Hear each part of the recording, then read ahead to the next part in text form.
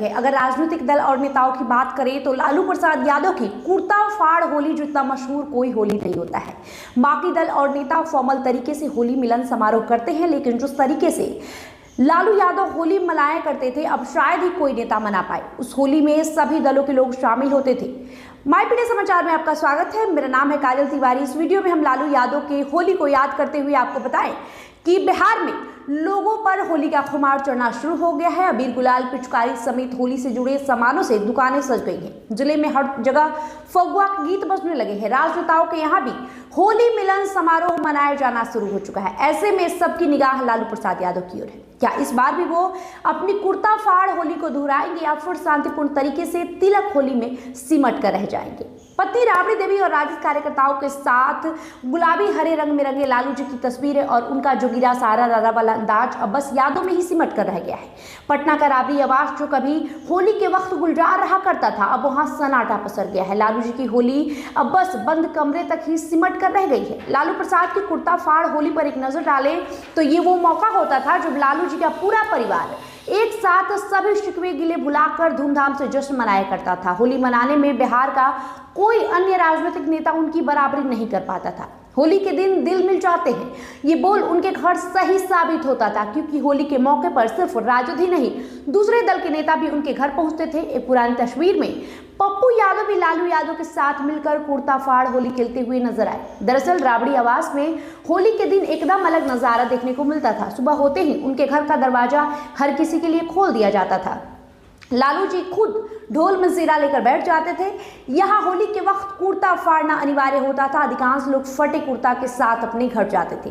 खास बात ये होती थी कि लालू जी की पत्नी राबड़ी देवी भी उनका पूरा साथ देती थी। सुबह से लेकर दोपहर तक होली खेलने के बाद शाम में सभी लोग अबीर गुलाल लगाने के बाद स्वादिष्ट पकवानों का लुत्फ उठाते थे।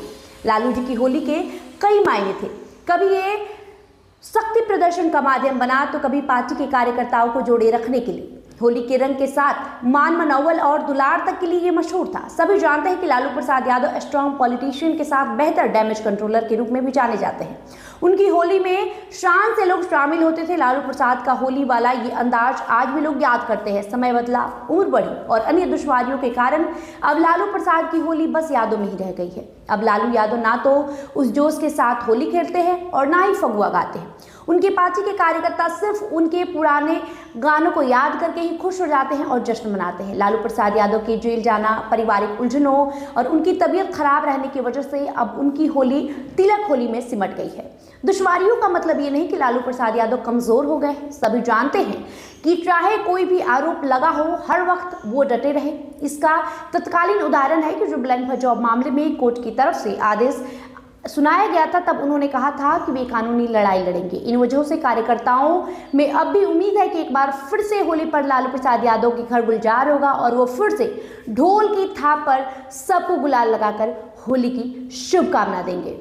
वही होली के मौके पर लालू प्रसाद यादव ज्यादातर अपने आवास पर बेटे तेजस्वी यादव, तेज प्रताप यादव और पोते पोतियों के साथ पर्व मनाते दिखाई पड़ते हैं। इस बार लालू प्रसाद यादव किस तरीके से होली मनाएंगे ये देखने वाली बात होगी, क्योंकि उनके बेटे तेज प्रताप यादव को उन्होंने खुद पार्टी से 6 सालों के लिए निष्कासित कर दिया है। लेकिन मकर संक्रांति के मौके पर तेज प्रताप की तरफ से आयोजित किए गए दही चूड़ा भोज में तेज प्रताप के बुलावे पर लालू यादव उनके आवास पहुंचे थे। बेटे के साथ समय भी गुजारा था।